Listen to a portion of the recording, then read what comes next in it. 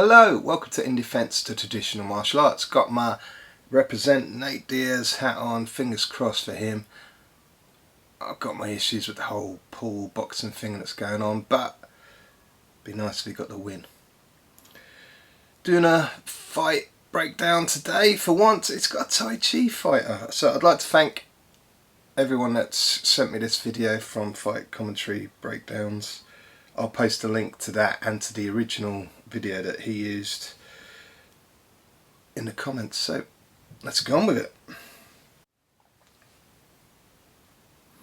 So Chi guys in the black with the blue shin pads, bassy, good heavy punches, got a good root as we'd say in Tai Chi.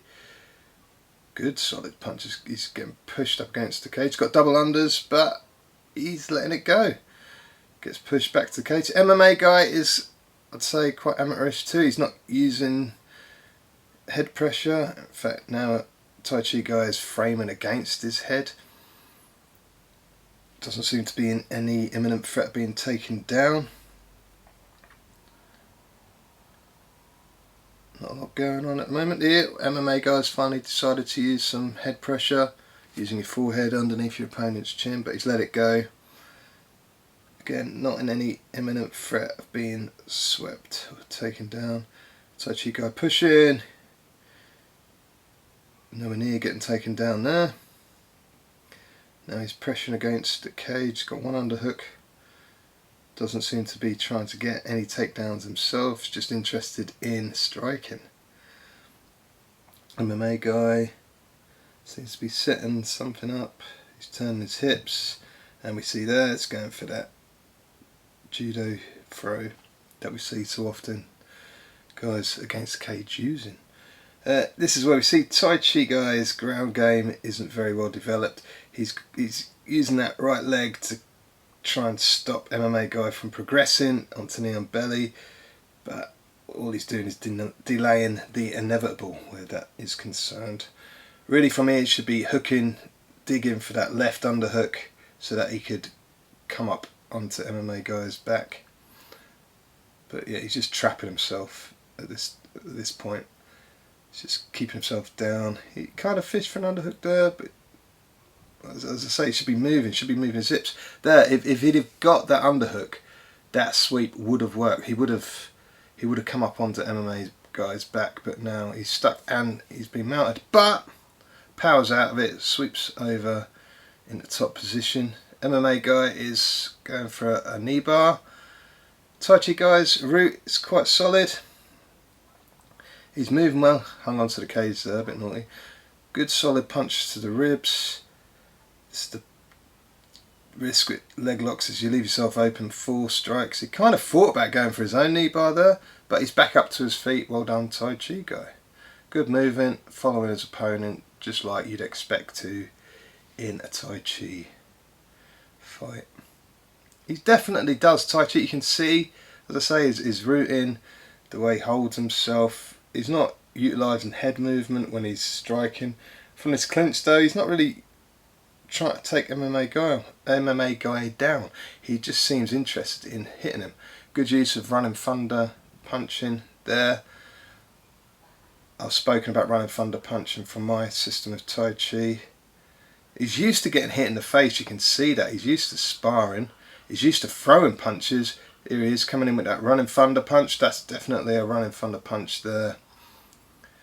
And he's used to fighting. He is used to sparring. That is definitely one up on the usual Tai Chi masters we see getting knocked out time and time again. Really nice to see. He's digging for, he's got double unders here. Is he going to use it to take down? Oh no, he hasn't quite got double unders. MMA guy against the cage. Tai Chi guy not using head control. MMA guy digging for that underhook but doesn't get it. But a nice inside leg trip. Let's see what Tai Chi guy can do from his full guard. He's using an open guard, but he's not putting his feet on hips. Nice attempt at a scissor sweep. Needed to control the body a bit more. Yeah, he's not going for submissions. He's kind of going for, he could have had a good sweep there had he put the with his heels onto the hips of the MMA guy. He's eating those shots. He don't look too troubled by them. And back into full closed guard. Looking maybe to go for an arm triangle. Good shots from the bottom, knee shielding kind of. Yeah, he keeps going for that knee shield, but he's not moving his hips quite enough. He could maybe go for an arm bar there. Knee shield in. He's never going to sweep from that position. Needs to move really. He's not winning. What he should be doing is moving over to get to the wall of the cage so that he can wall walk up to his feet again. Going for a Kimura here, that's a good, I like going for the Kimura trap myself. That's a good use. Keep moving the hips, that's what you want to do. Keep moving your hips, scoot back to the cage, get back to your feet. Knee shield in, just needs to push himself back to the cage at this point and start wall walking up. Getting a post, getting back to his feet. Brilliant use of Lao, we'd call it in Tai Chi, spiraling force to sweep his opponent there into the mount. Good solid punches here. Could he finish him? Good punches, good punches. His opponent really doesn't like that. He's clinging on for dear life at this point. The mount isn't very solid. MMA guy not doing much hip movement to get out of that. He's could give up his back there. He's eating those shots. They're good solid punches from Tai Chi guys. Really nice to see. Is he going to get him out of there? Or is it going to go to round 3? Not a very good mount, but nearly got the finish. And yeah, we'll be seeing round 3 shortly. I mean, here we see him like going for that Kimura. I love using that setup myself.